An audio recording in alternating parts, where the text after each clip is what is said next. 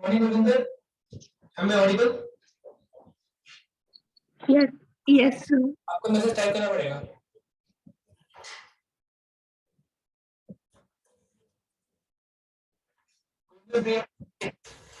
आप हमेशा इसी क्लास पे इसी आईडी पे क्लास लगाते हो या आईडी पे?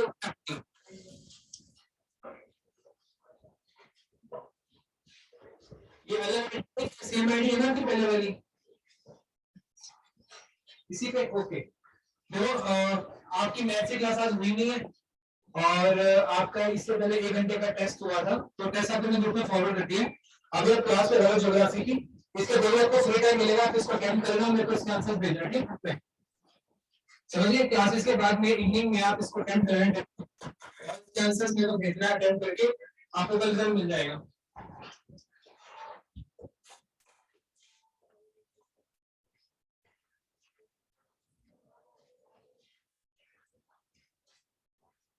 I hope I'm audible to everyone.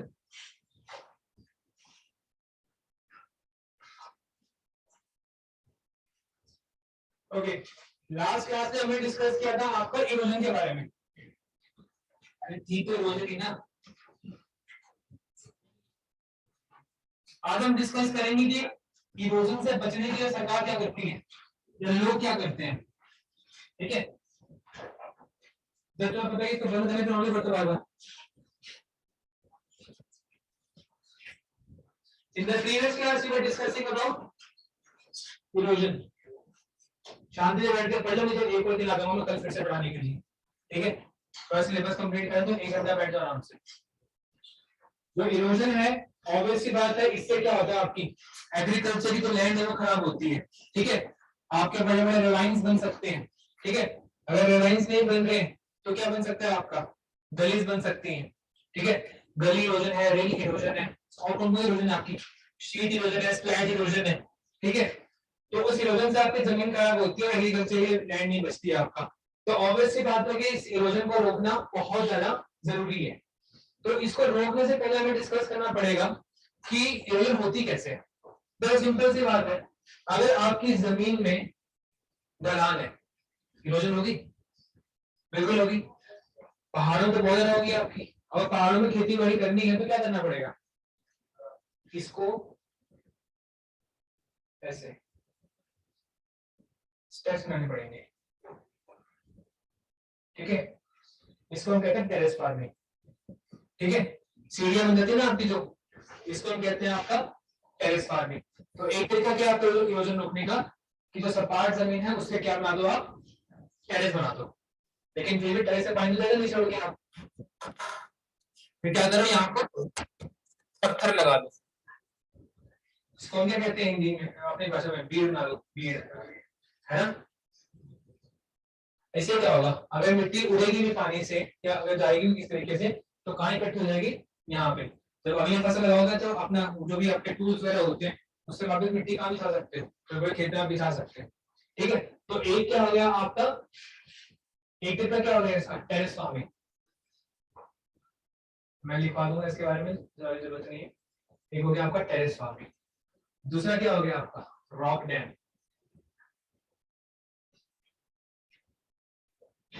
पत्थर लगा दिए। अब अगले तरीका क्या होगा, हमने देखा था कि आपकी जो इरोजन है, जो आपकी शीट इरोजन है, वो खासकर तब होती है जब आपकी प्लॉइंग अच्छे से नहीं होती है, ठीक है, जब आपकी प्लॉइंग अच्छे से नहीं होती है, तो आप क्या कर सकते हो, आप कर सकते हो कॉन्टूर प्लॉइंग। मतलब कि ढलान के हिसाब से आप उसको क्या कर सकते हो, प्लॉ कर सकते हो। अगर आपको लगता है कि आपकी ढलान इस तरफ को है, तो आप हल क्या चलाओगे, आप हल सर्कुलर चलाओगे ताकि ढलान की तरफ आपका ना जाए। तो कंटूर क्या होता है, कंटूर होता है आपका हाइट में डिफरेंसेस, स्लोप में डिफरेंसेस। तो जब आप स्लोप को ध्यान में रखेगा क्या करते हो, प्लॉइंग करते क्या कहते हैं उसको हम कंटूर प्लॉइंग कहते हैं आपका, ठीक है। तो कंटूर प्लॉइंग कर सकते हैं जिसके कारण क्या हो सकता है आपका थोड़ी बहुत जमीन आपकी बच सकती है। इसके अलावा और भी बहुत सारे तरीके हैं, जैसे एक मतलब सबसे इंपॉर्टेंट होता है आपका मल्चिंग, मल्चिंग टेक्निक है आपका। एक होता है आपका इंटरक्रॉपिंग। अब मल्चिंग क्या होता है, अब सपोज एक खेत है आपका, आपने यहाँ पे आपने कोई फसल वगैरह लगा दी, यहाँ पे इस लाइन में आपने रखी फसल लगा दी, ठीक है। अब ऑब्वियस सी बात है कि जहां आपने फसल लगाई है इस लाइन के अंदर, यहाँ से मिट्टी उड़ने से, क्योंकि यहाँ की मिट्टी को क्या पकड़ लेती है, आपकी जड़ पकड़ लेती है, ठीक है। लेकिन जो दूसरी लाइन होगी आपकी, यहाँ पे भी मिट्टी को कौन पकड़ लेगा, आपका जड़ पकड़ लेगी। लेकिन जो बीच का जगह है, इसकी मिट्टी कैसे बचाओगे, काफी मतलब सुना पराली होती है आपकी, जो भूसा वगैरह होता है, आप जमीन को भूसे से और झाड़ियों से कवर कर देते हो, उससे क्या होता है आपकी मिट्टी नहीं उड़ती, जब भी हवा चलेगी कुछ भी होगा आपकी मिट्टी वहां से नहीं उड़ेगी आपकी। तो इसको क्या कहते हैं, आपका मल्चिंग कहते हैं। जो भी आपकी खाली जगह है उस खाली जगह को आप किससे भर देते हो, स्ट्रॉ से। स्ट्रॉ होता है आपका भूसा, ठीक है, तो इसको कहते हैं आपका मल्चिंग। और दूसरा इंटरक्रॉपिंग। इंटरक्रॉपिंग बड़ा इंटरेस्टिंग तरीका है आपका, आप भी घर में ट्राई कर सकते हो, घर में बोल सकते हो, ठीक है। इस तरफ लगा दिया आपने क्रॉप ए, इस तरफ लगा दिया आपने क्रॉप बी, फिर लगा दी क्रॉप ए, फिर लगा दी क्रॉप बी।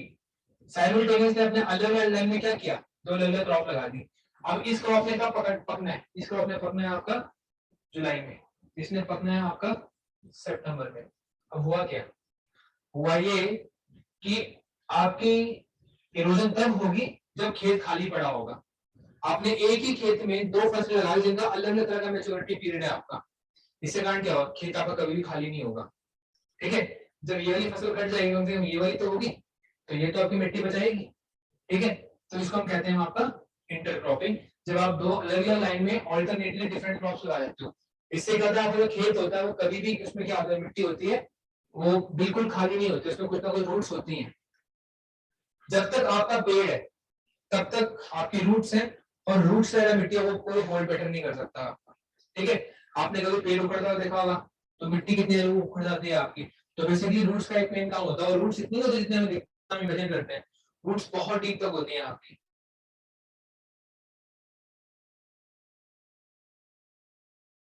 ठीक है। तो बेसिकली पेड़ों का होना बहुत जरूरी है इरोजन को बचाने के लिए। अगर आपको कोई भी तरीका अपनाना है, जैसे एक तरीका आपका अपनाते हैं हम आपका शेल्टर बेल्ट्स, ये जमता है आपका हरियाणा में। अब हरियाणा में क्या करते हैं, जगह खुले खुले जो खेत होते हैं आपके, वहां स्लोप तो होता नहीं है, तो इसी कारण से यहाँ पे वाटर इरोजन नहीं होती। लेकिन वहाँ पे कौन सी इरोजन होती है आपकी, वहां होती है आपकी विंड इरोजन। वो क्या करते हैं, पेड़ खेतों के किनारों में क्या लगा देते हैं, पेड़ लगा देते हैं, ठीक है। अब होता है क्या, अगर यहाँ से हवा उड़ के जाएगी भी, इस तरह से क्या लगा देंगे, आपके बड़े बड़े पेड़ लगा देंगे। अब ऑब्वियसली बात है, अगर हवा आएगी भी तो उस स्पीड से आपकी जमीन को हिट नहीं करेगी। लेकिन अगर आपकी अगर हवा उड़ा भी दी, तो वो हवा मिट्टी को कहाँ इकट्ठा कर देगी, इन पेड़ों के आसपास। इसको क्या कहते हैं, आपका शेल्टर बेल्ट्स कहते हैं। ये टेक्निक्स होती हैं आपकी, तो ऐसी आपकी 10-12 टेक्निक्स है जो एग्जाम पॉइंट ऑफ व्यू से इंपॉर्टेंट है, इसका हम यहाँ पे लिख लेंगे आप, ठीक है। यही एक लास्ट इंपॉर्टेंट चीज है। इसके अलावा आपकी मिट्टी है, उस मिट्टी में कौन कौन सा मिनरल होता है वो तो आप रटने वाली बातें हैं, तो उसके तो आपको मैं नोट दे दूंगा अभी आपको, ठीक है। लेकिन ये चीज इंपॉर्टेंट है, हमने ये चीज आज डिस्कस करनी है, ठीक है। तो हेडिंग लिखो आप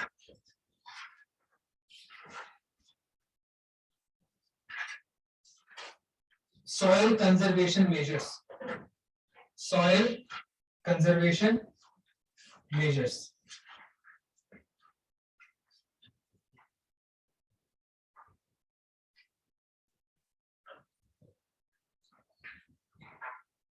सबसे पहले लिखो मल्चिंग, सॉइल को बचाने के तौर तरीके क्या हैं, हम उस पर डिस्कशन कर रहे हैं। सबसे पहले आप लिखोगे मल्चिंग,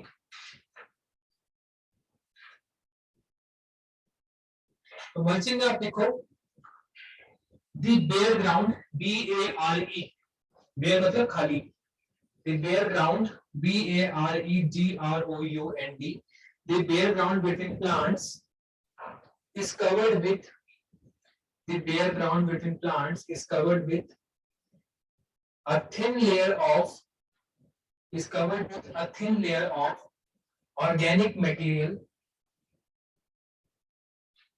अभी ऑर्गेनिक मटेरियल है, यहाँ पे आपने वो लिफाफा वगैरह नहीं लेना, लिफाफे से सॉइल कवर कर सकते हो, लेकिन लिफाफा में लगाना आपने क्या लगाना है, ऑर्गेनिक मैटर, जैसे स्ट्रॉ, STRAW, स्ट्रॉ क्या होता है, पराली, चिकन बॉक्स होता है, like straw, to straw, देखिए it helps to retain moisture, it helps to retain moisture, और अगर सॉइल में मॉइस्चर है तो क्या होगा, जुड़े रहेगी आसपास, ठीक है। और स्ट्रॉ का और बेनिफिट क्या आता है, स्ट्रॉ का आपका, स्ट्रॉ का बेनिफिट क्या आता है, स्ट्रॉ एक नेचुरल ऑर्गेनिक सब्सटेंस है, यानी कि वो क्या हो जाएगी, डिकम्पोज, और डिकम्पोज में क्या बनाएगी सॉइल के लिए, वो ह्यूमस, ह्यूमस बनाएगी, आपका टॉप सोइल बनाएगी, जो कि एक्चुअल में आपका जो सॉइल के लिए बेनिफिट ही होगा उसका, ठीक है। आप लोग कितने हैं एक्चुअल जो एग्रीकल्चर फैमिली से बिलोंग करते हैं, वो पंजाब वाले नहीं, पंजाब वाले तो पूरे शौकी होते हैं, एक उधर देसी, बिल्कुल देसी, देसी वाले तो गोबर से खाद डालते हैं, ऑलमोस्ट हिमाचल, है ना। तो पहले जब गोबर खाद वगैरह होती है तो उसमें भी वो डालते हैं पराली, क्यों डालते हैं पराली उसके अंदर, ताकि वो जुड़ी रहे आपस में, ठीक है। कभी किए ये काम की वजह से बोलते ही हो, अच्छा बड़ा गंदा होता है ना, हाथों से लगाते हैं पूरा दिन भर, ओके। अगला लिखो आप कंटूर बैरियर्स, लिखो आप, आपने कंटूर लाइन लिखा ना, एक लिखो कंटूर बैरियर्स, कंटूर बैरियर्स, अब इसको हिंदी में लिख दो साथ में, बीड, बीड पता है, बाउंड्री बिटवीन टू, क्या मैं तो समझाने के बोल रहा हूँ, मैं जो दो खेतों के बीच में जो जगह होती है ना आपकी, जहाँ पे बाउंड्री सेट होती है आपकी ऊंची सी, उसको हिमाचल में कहते हैं बीड, पंजाब में नहीं कहते हैं, हाँ वाट, तुम बोल दो वाट, जो भी है वाट लिख दो बस, ठीक है। बस समझने की होना चाहिए कि दो खेत को, अब ये दो खेत है, बीच की जमीन हल्की सी ऊपर कर देते हैं, फिर दूसरा खेत शुरू होता है आपका, ठीक है, इसको कहते हैं बीड कहते हैं हमारी तरफ, और तुम देखो क्या कहते हैं, इंग्लिश में कहते हैं इसको कंटूर बैरियर, हेलो, हाँ जी हाँ जी, डिस्कशन बाद में, इसको क्या कहते हैं इंग्लिश में, कंटूर बैरियर्स, ये घर को बोलना कि हमारे कंटूर बैरियर छोटे होते हैं, ठीक है, कि पड़ोसी हमारे कंटूर बैरियर तोड़ रहे हैं, तो इसमें लिखो stones comma grass comma soil, stones comma grass comma soil are used to build barrier, are used to build barriers along contours, CONTOURS, contours क्या होता है, कंटूर, अगर मैंने बताया ना कि ये कंटूर बेसिकली लाइन होती है, सबके आइसो लाइंस होती है, आइसो लाइन होती है, आइसो लाइन होती है, तो कंटूर वो लाइन होती है जो बेसिकली आपका कवर करती है एरिया ऑफ इक्वल हाइट। अगर मैंने यहाँ पे आपका एक जमीन का मैप है तो उसका कंटूर मैप भी होगा, सपोज एक मैप है जमीन का, उसका कंटूर मैप भी होता है। अगर इस कंटूर मैप में मैं एक ऐसे डायग्राम बना दूं और एक डायग्राम और एक मैं ऐसे बना दूं, तो बेसिकली जो ये वाला एरिया है ना, इस एरिया की हाइट बिल्कुल बराबर है, इस एरिया जो ये वाला एरिया आ गया इसकी हाइट बिल्कुल बराबर है, और जो ये वाला एरिया है इसकी हाइट भी क्या बिल्कुल बराबर है, मतलब लेकिन इन ए बी और सी की जो हाइट है ये डिफरेंट है, ए बी सी की हाइट डिफरेंट है, लेकिन जितना भी एरिया ए के अंदर आ रहा है उसकी हाइट और उसका स्लोप बिल्कुल बराबर है, बी का स्लोप अलग है, सी का स्लोप आपका अलग है। तो कंटूर क्या होता है, एरिया ऑफ इक्वल, क्या कहते हैं उसको, ग्रेडियंट, एक जैसी हाइट है, एक जैसा स्लोप है आपका, ठीक है। तो अब सपोज अगर ये एक एरिया इसका इक्वल स्लोप वगैरह है, तो अगर आपने यहाँ पे एक बैरियर लगा दिया तो यानी कि यहाँ का पानी कहीं और नहीं जाएगा, जहां पे स्लोप शुरू हुआ है वहीं पे क्या लगा दिया आपने, बैरियर लगा दिया, पानी कहाँ जाएगा किसी और खेत के अंदर, पानी आपकी मिट्टी आपकी रोड हो ही नहीं सकती। लेकिन अगर आप यहाँ लगाओगे या इसके बीच में लगा दोगे कहीं पे भी, तीनों स्लोप के बीच में, जहां की तो मिट्टी फैलती रहेगी ना कहीं और, तो आप कंटूर के साइड में क्या लगा दो, एक बैरियर लगा दो, आपकी मिट्टी वहां डिस्प्लेस नहीं होगी, ठीक है। तो ये तो कंटूर बैरियर। फिर लिखो rock dam, rock dam, ROCKDAM, rock dam एक अलग तरीका है आपका। रॉक डैम से आपका बस पानी के फ्लो को स्लो किया जाता है, ठीक है। तो लिखो डैम क्या होता है, बांध, बांध होता है पानी को बांधने की कोशिश कर रहा है, ठीक है, पानी का फ्लो आ रहा है, जो उसको रोक रहा है वो क्या है, आपका डैम है। अगर पत्थर से बना हुआ तो क्या है, वो आपका रॉक डैम है, ठीक है। तो वो एक स्ट्रक्चर जो आपका पानी के बहाव को स्लो कर रहा है, that will be known as the rock dam. तो देखो it is used to slow down the flow of water, it is used to slow down the flow of water, ठीक है। फिर आप देखो कॉन्टूर फ्लोइंग, फिर आप देखो कॉन्टूर फ्लोइंग,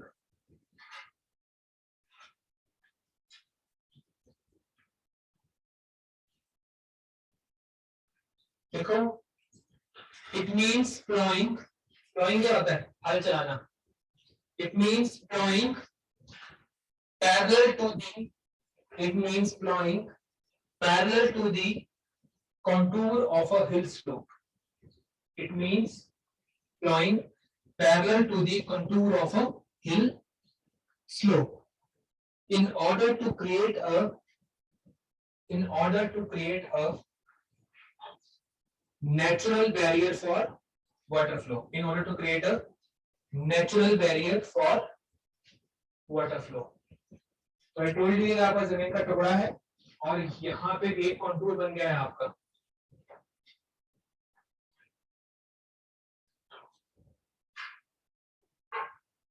ठीक है।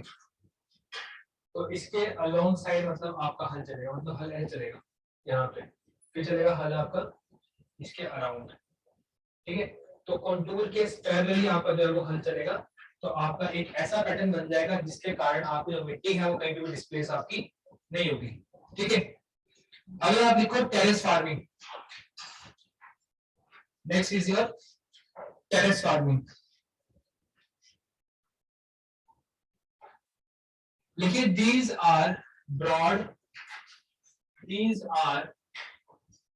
broad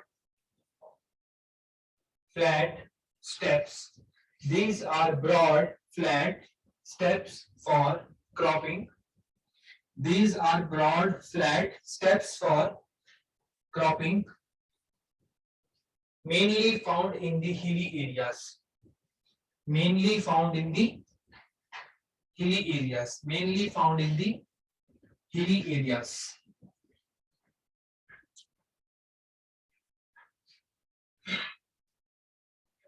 ठीक है। देखिए it reduces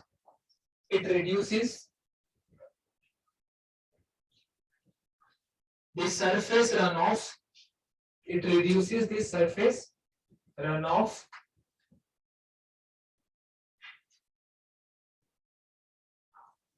and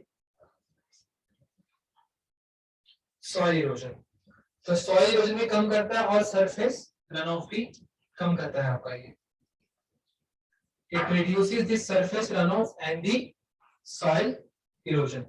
कैसे, अगर आपका सपाट जमीन है तो वहां से कैसे पानी फ्लो करेगा आपका, बिल्कुल बहुत कैसे, लेकिन अगर आपका दरगाह सीढ़ी है तो पानी चलेगा ना, इधर थोड़ी चलेगा आपका, तो पानी की स्पीड को कम कर देता है क्या आपका ये टेरेस फार्मिंग। और क्या लिखो इंटरक्रॉपिंग, एक क्वेश्चन आया हुआ है आपका पहले भी एग्जाम्स में, क्वेश्चन आपका ऐसा आता है कि the practice of growing two alternate crops, ठीक है, the practice of growing two alternate crops in one single field is called as, वो तो अभी बताया ना, क्योंकि ऑप्शन में एक मिक्स क्रॉपिंग भी होगा, ऑप्शन में एक आपका ऑल्टरनेट क्रॉपिंग भी होगा, फिर आप फंस जाओगे ना चीजों में, ठीक। मिक्स्ड क्रॉपिंग के टर्म सीखना, ठीक है। मिक्स्ड क्रॉपिंग का मतलब क्या होता है, एक ही खेत में, ये जापानी करते हैं, हम लोग नहीं करते, जापानीज लोग की टेक्निक होती है, क्या करते हैं एक्चुअल में, एक राइस की फील्ड होती है ना, राइस की फील्ड में एक सीजन में पानी होता है, आपको राइस को क्या चाहिए, पानी चाहिए बहुत सारा, ठीक है, उगाते टाइम भी चाहिए और जब उगाते टाइम पानी चाहिए उसको बहुत सारा, तो जब पानी होता है ना राइस की फील्ड में, तो उसमें मछलियां भी पालते हैं, जिस पानी में राइस उग रहा है ना, उसी पानी में मछलियों की ब्रीडिंग करते हैं, ठीक है।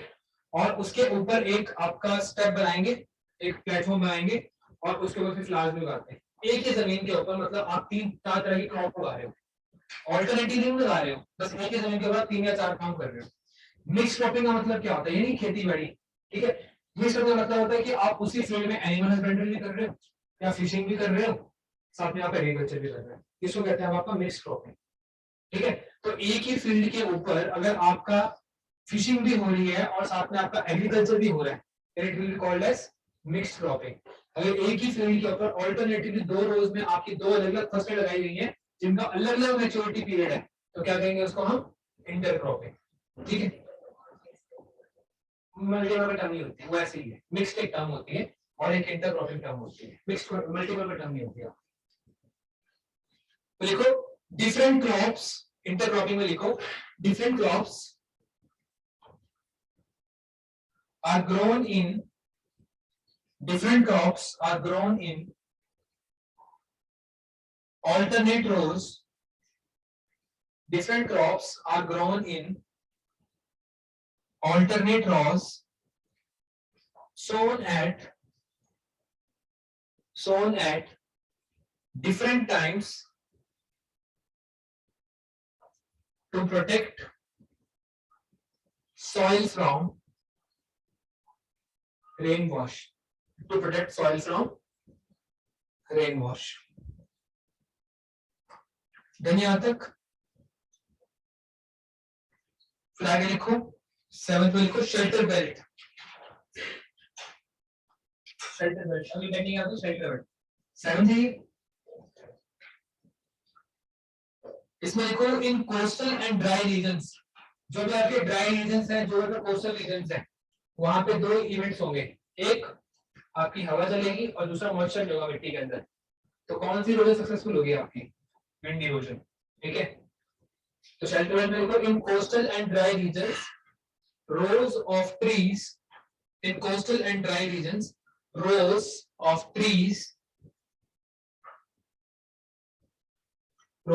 trees are planted to check wind movement,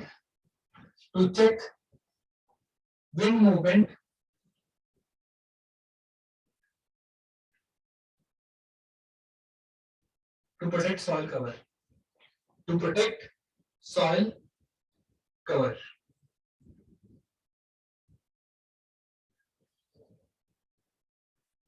अगला लिखो buffer strips, buffer strips BUFFERSTRIPS। Buffer strip में क्या होता है, जमीन का एक ऐसा टुकड़ा जिसमें कोई ऐसी चीज उगाते हैं उसको कभी काटते ही नहीं, जैसे झाड़ियां उगा दी, कुछ और कर दिया आपने, मतलब एक जमीन का एक ऐसी पट्टी आपने बना ली जहाँ पे आप इसको आप कभी भी खाली छोड़ते नहीं, उसमें जो भी होता है उगा रहता है, हम क्या बाढ़ वगैरह बना देते हैं, हम बाउंड्री बना देते हैं हम आपका, ठीक है। जानबूझ कुछ ऐसे मतलब जड़ी बूटी जो भी है उसको लगा देते हैं, जिसका जो लाइफ टाइम होता है वो बहुत लंबा होता है आपका, ठीक है। क्रॉप क्या है, क्रॉप आपकी इस सीजन में या सीजन में खत्म हो जाएगी आपकी क्रॉप, लेकिन आपको झाड़ियां वगैरह होती है तो लगी रहती है ना आपकी, जो बूटी वगैरह होती है, तो इन सब चीजों को क्या करते हैं आप एक स्ट्रिप पे लगा देते हो, इससे कारण क्या होता है कि आपकी जमीन का टुकड़ा ऐसा होता है जो हमेशा आपको किसके अंदर रहता है, मतलब कवर्ड रहता है।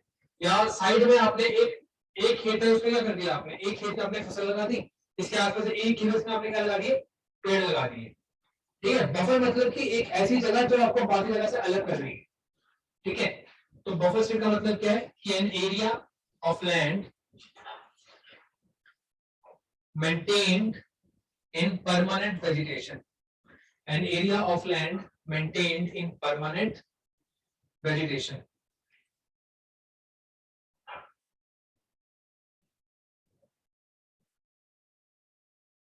Then maintained in permanent vegetation, मतलब जमीन का टुकड़ा इसमें हमेशा ही कुछ ना कुछ रहता है, आपका कोई ना कोई फसल रहती है उसके अंदर. Then अब हम लिखो types of soils in India. Last है आपका, इसमें दो सॉइल मैं डिस्कस करूंगा, बाकी आपको मैं लिखने ही दे दूंगा. ठीक है, आप उसको लिख सकते हो. Types of soils in India. तो इंडिया के उसमें दो फेमस सॉइल से क्वेश्चन भी आते हैं. एक है आपकी एलुवियल सॉइल, एक है आपकी ब्लैक सॉइल. ठीक है, तो पहली हेडिंग दो सॉइल की, एलुवियल सॉइल.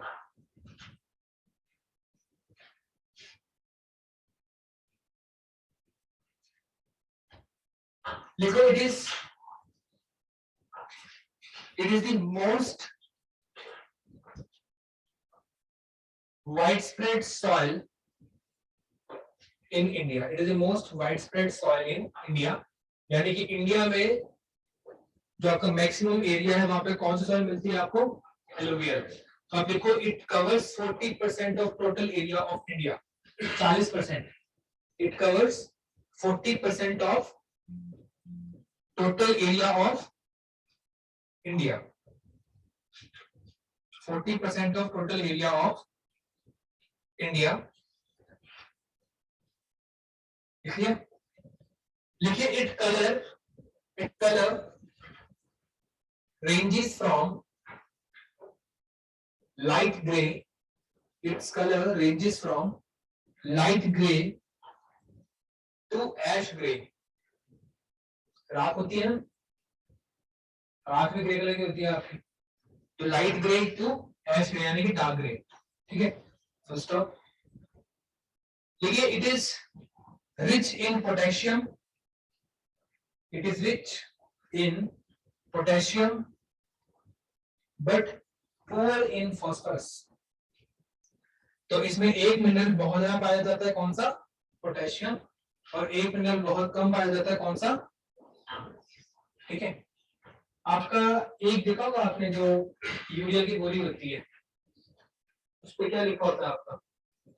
एनपीके. जो यूरिया डालते हैं ना आपका, एक फर्टिलाइजर कहते हैं, उस गोली में लिखा होता है आपका एनपीके. क्या होता है? एन नाइट्रोजन, पी मतलब, के मतलब पोटेशियम. तो ये तीन ऐसे मिनरल हैं जो आपके सॉइल के लिए बहुत जरूरी है. ठीक है, तो इसमें एक मिनरल तो है आपका अच्छे से, कौन सा? पोटेशियम. और फॉस्फोरस नहीं है. ठीक है, नाइट्रोजन जैसे कि आपका हर सॉइल में मिलता है, रेयरली कोई सॉइल होती है इसमें कोई नाइट्रोजन ना मिले. ठीक है, और अगर आपका सॉइल में आपका नाइट्रोजन कंटेंट इंक्रीज करना है तो क्या हुआ होगा आप बताओ? एक तो देखा होता है आपका कि आप सिंपल नेचर पे डिपेंड करोगे कि आपका नाइट्रोजन अपने आप बढ़ जाएगा आपका. लेकिन अगर आपको अपने सॉइल में नाइट्रोजन बढ़ाना, क्या करोगे आप? लेगुम्स क्रॉप्स होती है, एक टर्म होती है आपकी लेगुम्स. इसमें आपकी आती है पल्सेस. अगर आप अपने खेतों में पल्सेस लगाओगे तो उससे आपकी जो सॉइल है उसकी नाइट्रोजन फिक्सेशन होगी. एटमॉस्फेरिक नाइट्रोजन जो होती है वो कहाँ मिल जाएगी आपको? जमीन के ऊपर. ठीक है, ये पल्सेस कन्वर्ट करती है आपके एटमॉस्फेरिक नाइट्रोजन को आपके जमीन वाले नाइट्रोजन में. तो इससे आपके सॉइल का नाइट्रोजन बढ़ेगा आपका. ठीक है, तो ये नाइट्रोजन बहुत वाइडली आपका होता है. जहां पे भी थोड़े बहुत लेगुम्स मिलते हैं वहां पे आपके सॉइल का नाइट्रोजन अच्छा होता है.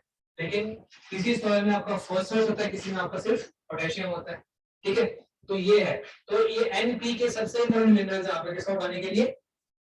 किसी फसल को उगाने के लिए. और जब आपको इनमें से कोई भी एक नहीं मिलता है फिर आप क्या डालते हो? एनपी के पेट्रोल डालते हो, जो कि आपको सरकार प्रोवाइड करती है आपका. ठीक है, इसका क्या है टॉपिक नंबर?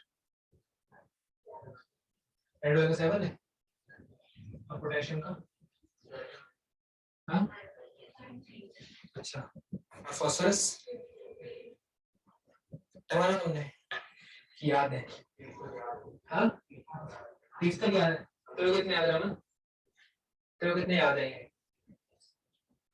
100 तक याद है कितने एलिमेंट टोटल? 108.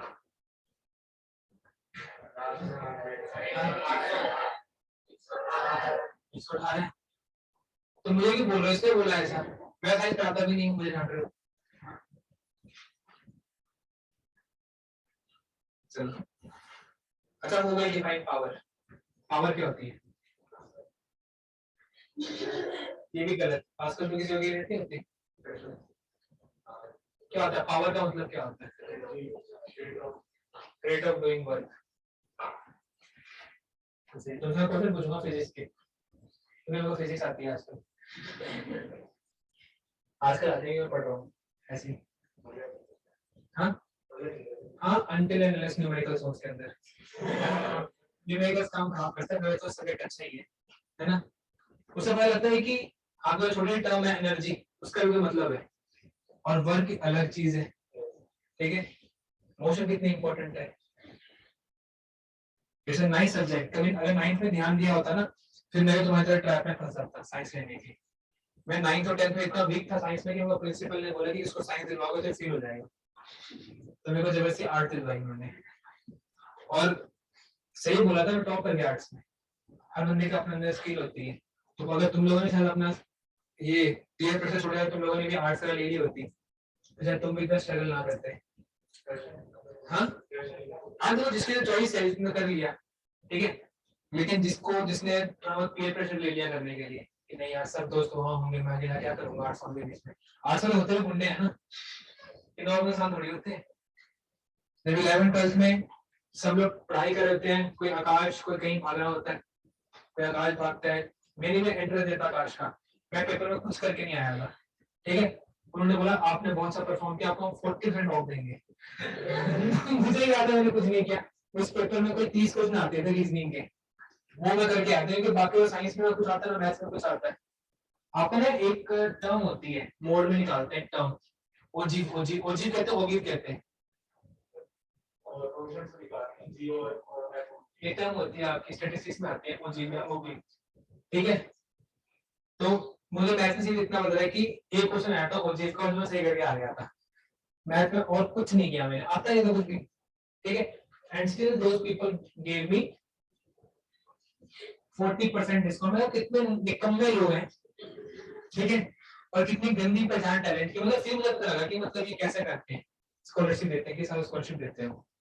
और जब हमने मना कर दिया, 3 दिन बाद कॉल करते हैं, आपके पास डिफेंस में है ना, आपको हम एडिशनल 5% देंगे। मैंने कहा तो बिल्कुल नहीं आऊंगा तुम्हारे पास में, हाँ 15 कर दिया, अच्छा उसको भी ऐसे 40 डिस्काउंट दिया था ऑलरेडी, 60 दिया था, फिर भी फीस एक बार पहुंच गई होगी, क्योंकि ये जो ऑफ देते हैं ना, वो देते हैं सिर्फ ट्यूशन फीस के अंदर ऑफ देते हैं।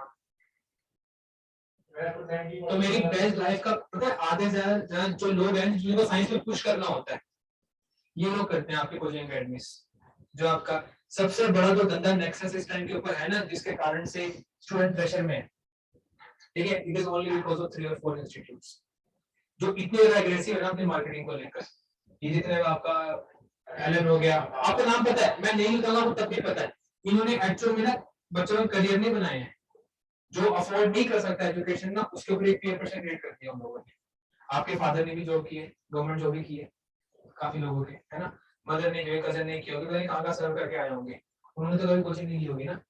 Now they have created a myth, ठीक है, कि बिना कोचिंग पेपर क्लियर हो नहीं सकता, और ऑब्वियसली अगर इतने लेवल पे आप कोचिंग पे प्रोवाइड करोगे चीजों को, तो बच्चे पेपर क्लियर करेंगे।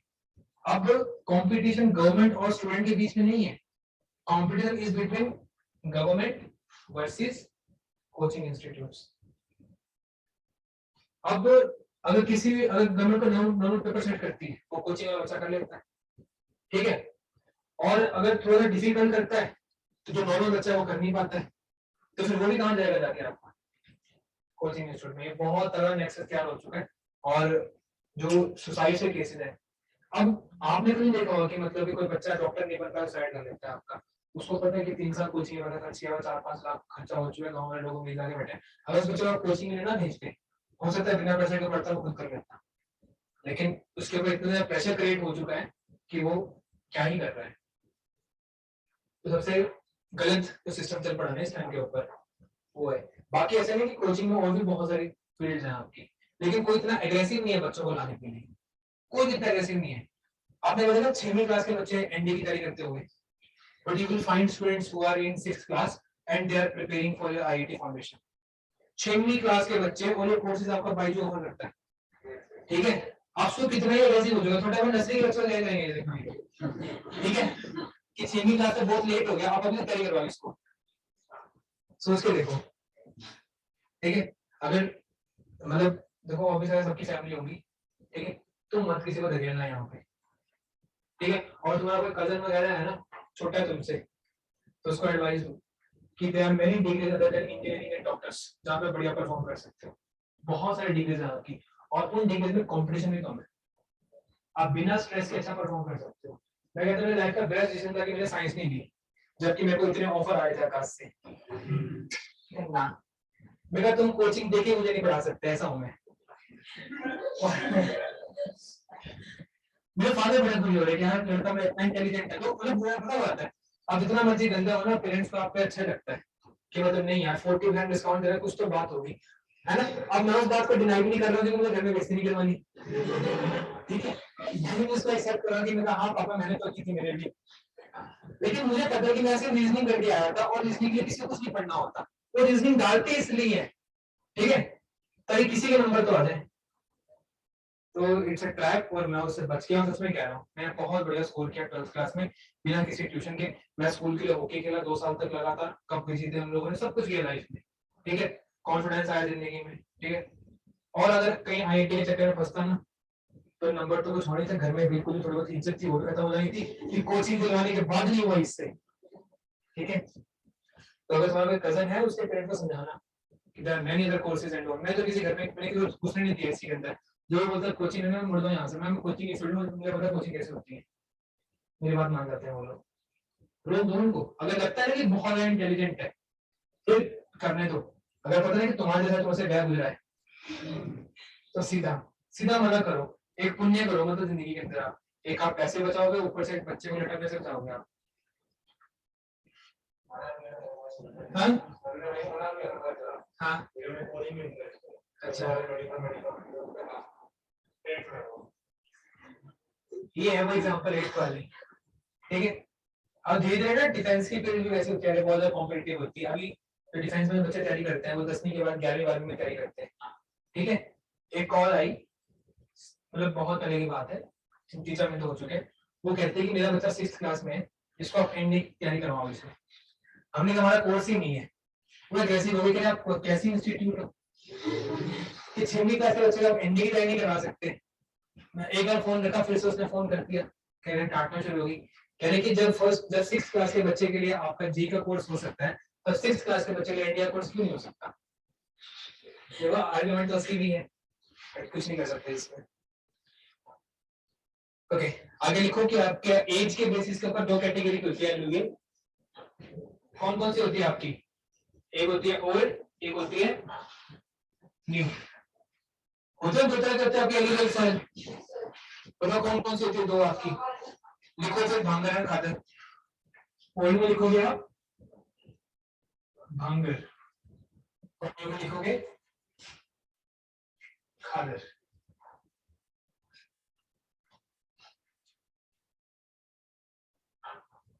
लिखिए, फिर आप लिखो एरिया कि कौन कौन से एरिया में मिलती है। तो एरिया आपको नॉर्मली पता ही है, आप बताओ। गंगा प्लेन्स, ठीक है, Ganga Brahmaputra and Indus plains, plains के एरिया में मिलती है जहां पे नदियां होती हैं आपकी, Ganga Brahmaputra and Indus plains. तो कौन कौन से स्टेट आ गई आपकी? यूपी आ गया, बिहार आ गया, वेस्ट बंगाल आ गया, असम आ गया, और थोड़ा सा एरिया उत्तराखंड का, थोड़ा सा एरिया राजस्थान का, थोड़ा सा एरिया थोड़ा सा पंजाब का, ठीक है। तो ये सब क्या है आपके एलुवियल सॉइल की एरिया है, यहाँ तक। अब नेक्स्ट देखो आप ब्लैक सॉइल, ठीक है, नेक्स्ट आप देखो ब्लैक सॉइल। ऑब्वियसली कलर तो बताइए, अगर इसको बोल रहे हैं ब्लैक, तो क्या कलर होगा इसका? ब्लैक होगा। तो इसके और भी नाम है आपको, तो देखो it is also known as regular soil. ये बड़ा फेमस क्वेश्चन है आपका, it is also known as regular soil. तो ब्लैक सॉइल का नाम क्या है आपका? पेगूड सॉइल, फुल स्टॉप। और जो और एक और नाम है इसका, and also by the name black cotton soil, also known by the name black cotton soil.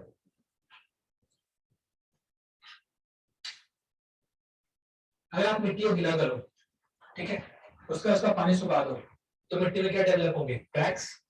अगर आप कभी भी इमेज सर्च करोगे ना ब्लैक सॉइल की, तो उसमें आपको क्रैक दिखेंगे।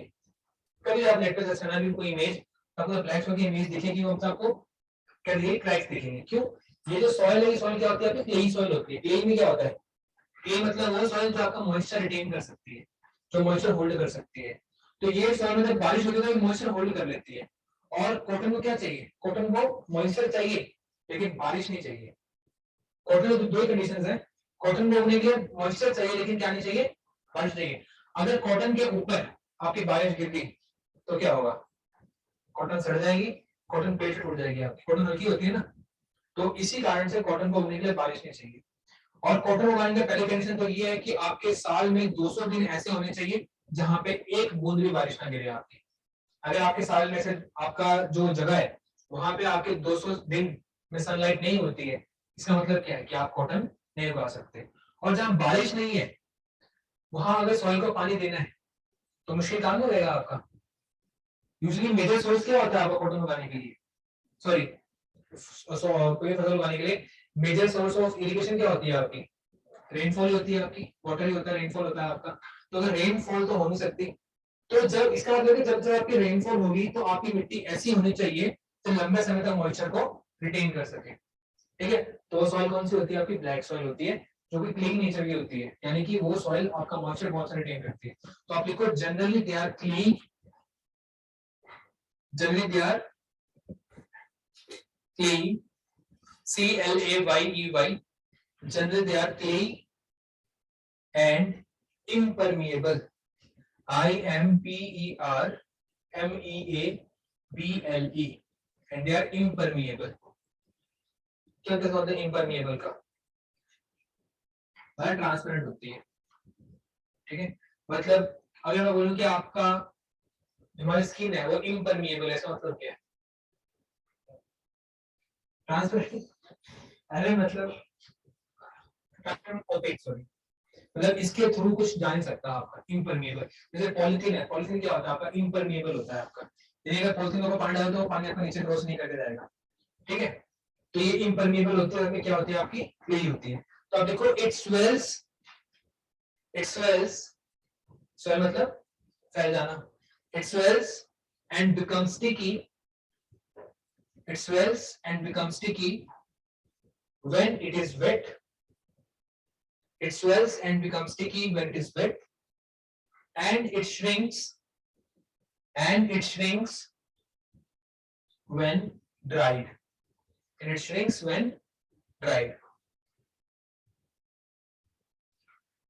Full stop. देखिए, hence during the dry season,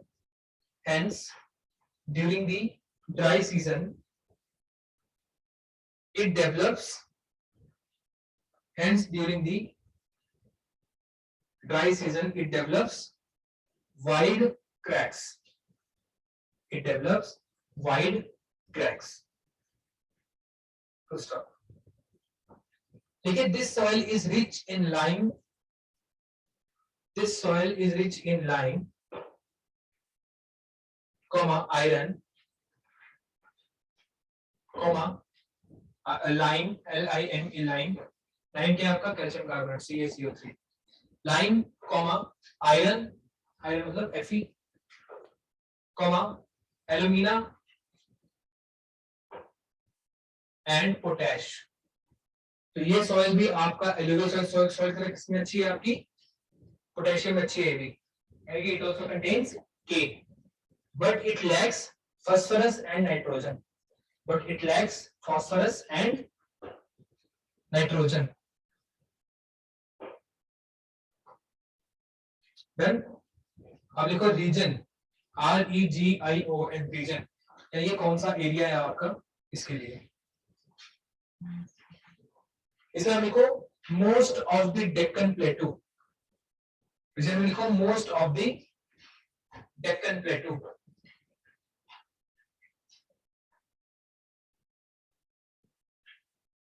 which includes, Deccan प्लेटू कहां पे आपका मैंने डिस्कस किया हुआ है, which includes areas of या parts of Maharashtra,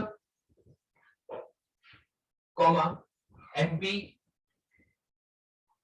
comma Gujarat, comma Andhra Pradesh and Tamil Nadu, and Tamil Nadu. ठीक है, आगे आपकी 4 कैटेगरी और है सॉइल्स की। ठीक है, तो उनकी जो आपको मैं फोटो भेज दूंगा आप उसको लिख लेना।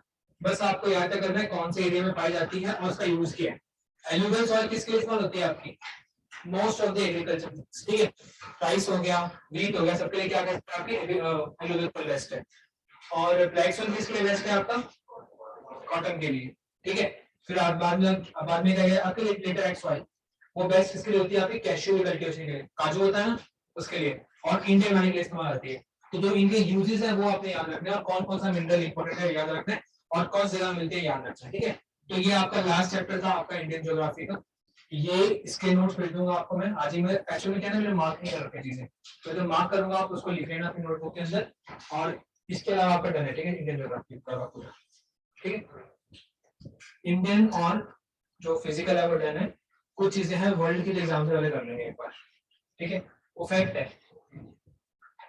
जैसे रेलवे के कोई स्कीम वगैरह है कि नहीं है। ठीक है, तो वो सब चीजें जो है वो आपके एग्जाम से एक हफ्ता पहले कर लेंगे, एक हफ्ता पहले मतलब 15 दिन पहले कर लेंगे एग्जाम से, मतलब अगस्त में करेंगे। ठीक है, तो आपका फिजिक्स डन है, फिजिक्स डन नहीं है, आपका केमिस्ट्री डन है, और आपका ज्योग्राफी डन है। हिस्ट्री का भी आपका मेजर पार्ट डन ही है मेरे ख्याल से, एंशिएंट हो चुका है आपका। और मॉडर्न कहां तक पहुंचा है मॉडर्न में, सेकंड स्टैंडर्ड तक पहुंचे, मतलब आपकी आधी मॉडर्न हो चुकी है। ठीक है, क्योंकि मॉडर्न में मतलब आपका हिस्ट्री